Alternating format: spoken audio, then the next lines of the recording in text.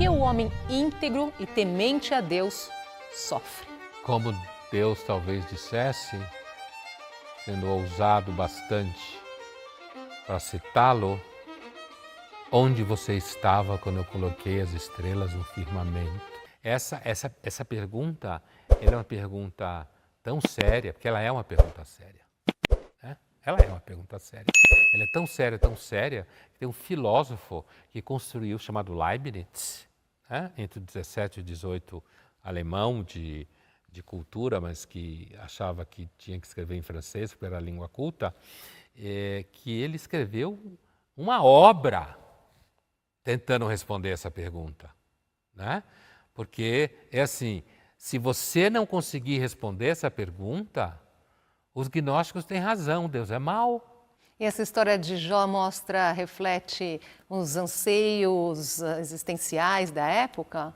Ela reflete plenamente, assim como provavelmente a sua matriz na Mesopotâmia, reflete sim os anseios da época, na medida em que as pessoas acreditavam que ao praticar a lei, seja dos deuses mesopotâmicos, seja do Deus de Israel, fazer o que tinha que fazer, ser um bom servo, né?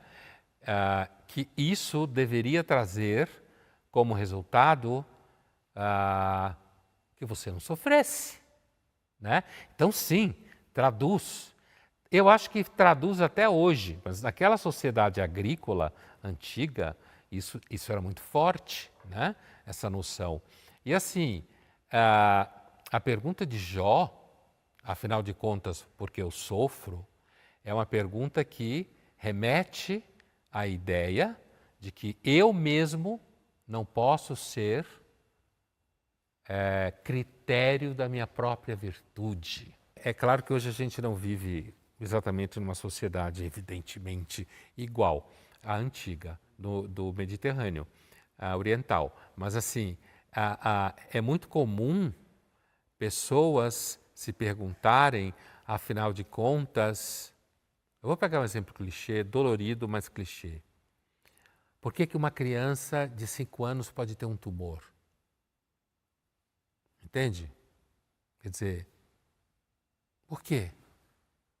Se Deus é bom, como que isso acontece? Normalmente, o que se responde é que alguns vão para vidas passadas, ele escolheu, ele está aprendendo, a missão dele é fazer com que os pais aprendam alguma coisa, ou seja, o ser humano não suporta a ideia de que tudo seja filho da contingência. Não suporta. É provavelmente uma questão adaptativa. Né? Então, você aprende lá que tem que seguir os ancestrais, no Provérbios, você aprende no Eclesiastes que qual é seu lugar no universo, embaixo do sol, efêmero, e no Jó, você tem que aprender que você não é ninguém para jogar na cara de Deus. Afinal de contas, por que isso está sofrendo? Por que eu estou sofrendo? Eu não mereço. É Deus que sabe se você merece ou não. É forte isso, hein? E nós convidamos o rabino Adrian Gottfried e o pastor Rivanildo Guedes para falar sobre como é possível entender a coexistência da bondade de Deus com a maldade e sofrimento do mundo contemporâneo.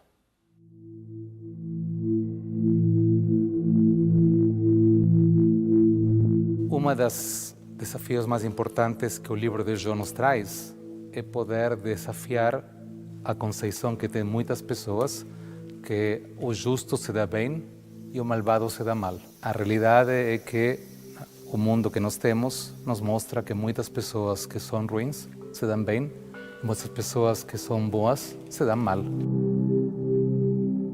Somente Deus conhece o caminho para a sabedoria. Ele sabe onde encontrá-la. É isto que ele diz a toda a humanidade. O temor do Senhor é a verdadeira sabedoria. Afastar-se do mal é o verdadeiro entendimento. O livro de Jó, na verdade, nos confronta com a dor, com o sofrimento, e nós temos que entender que a vida é um todo. Aparecem coisas boas e coisas ruins. E nós não temos a capacidade de escolher só a parte bacana da história.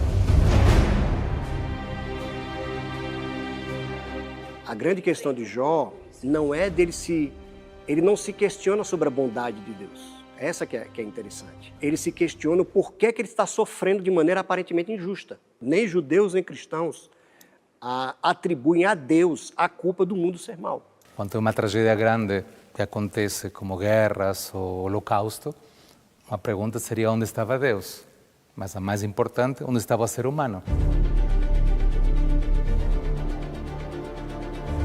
A nossa escolha de uma vida ética é uma escolha individual de cada ser humano, né? Claro, se você acredita em Deus, eu acho que é melhor. Mas se não, não tem desculpa para isso também não, para não ter uma vida ética. Deus criou o mundo de maneira perfeita, porque nada sai de Deus de maneira má, porque Deus é bom. A essência de Deus é bondade. Então Santo Agostinho disse o seguinte: Deus, ao criar o homem, deu a ele o livre-arbítrio, o famoso livre-arbítrio. Então, no livre-arbítrio existe a possibilidade do homem escolher o bem ou o mal. De uma forma geral, a Escritura Sagrada não vai especular de onde vem o mal, de onde vem o sofrimento. Ao sofrer, nós vamos dizer assim: o que é que Deus quer que eu faça nesse momento? Dentro da teologia judaica, a gente não sabe como é Deus, mas sabe o que Deus faz. O que Deus faz? Ele cuida da pessoa que tem fome, do que tem menos condições, do órfão, da viúva, né? Então, nós fazemos o caminho de Deus, imitando Ele nas coisas, ajudando outros seres humanos. Essa é a nossa maneira de nos conectar com Deus. O maior mandamento da Escritura Sagrada, tanto no Antigo como no Novo Testamento, é amar a Deus sobre todas as coisas e ao nosso próximo como a nós mesmos. Então, quando nós estamos sofrendo, a pergunta que nós temos que fazer, que é a que Deus faz a nós, é: como você pode me amar mais nesse momento para que você possa amar melhor o seu próximo ao sofrer, como você está sofrendo agora?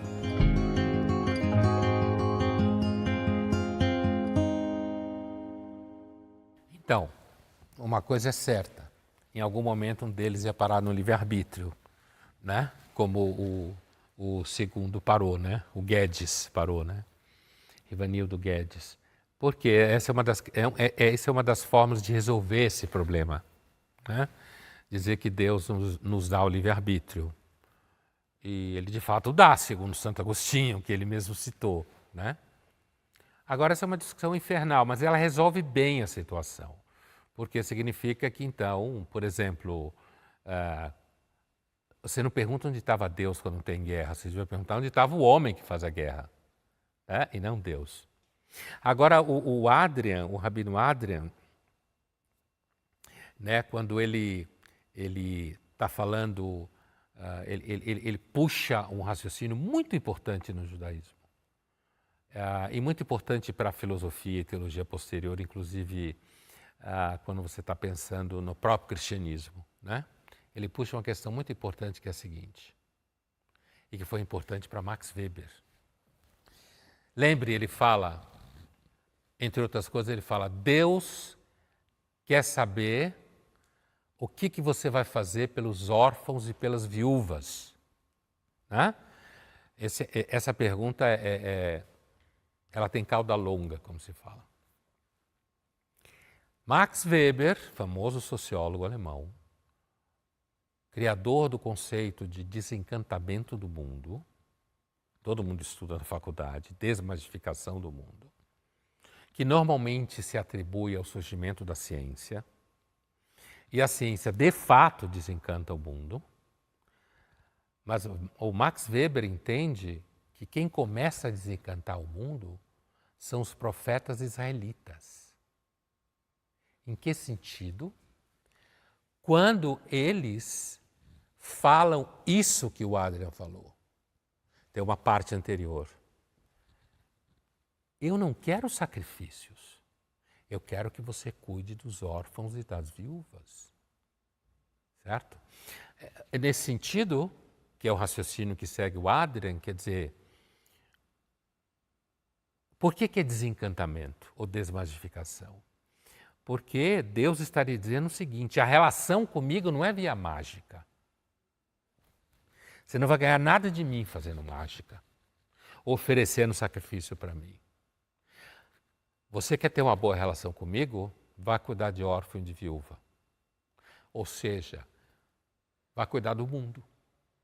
Entende? Então, apesar de que no judaísmo não há, como ele bem diz o Adrian, no judaísmo você não sabe o que é Deus. Isso é bem importante.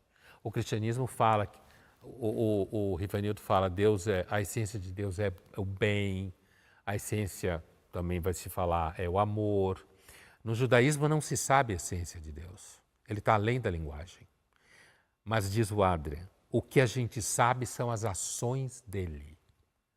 E ele cuida. Então é isso aí. Livre-arbítrio de um lado, ética do outro. Essas são as respostas do livro de Jó. Gostou deste corte?